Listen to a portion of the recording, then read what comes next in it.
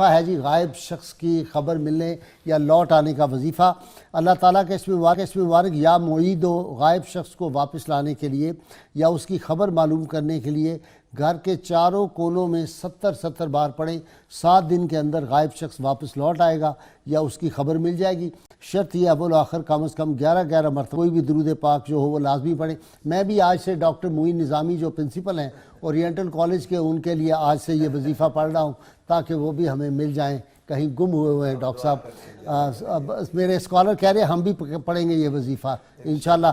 شاید اگلے ہفتے تک خبر آ جائے کہ ڈاکٹر معین نظامی کہیں مل گئے ہیں یا کہیں پائے جائیں تو لوگ ہمیں اطلاع دیں۔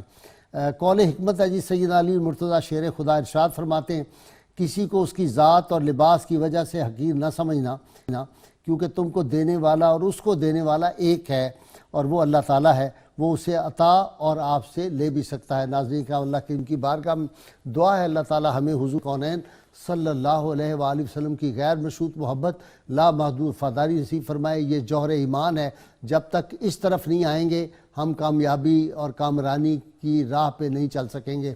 نعرے کے لیے تیار ہو جائیے، گلی گلی کوچے کوچے کو بکو گونج رہا ہے، لوگوں کو بڑی تکلیف ہوتی ہے، بعض کو پاکستان کے دشمنوں کو، لیکن ہم یہ نعرہ لگاتے رہیں گے۔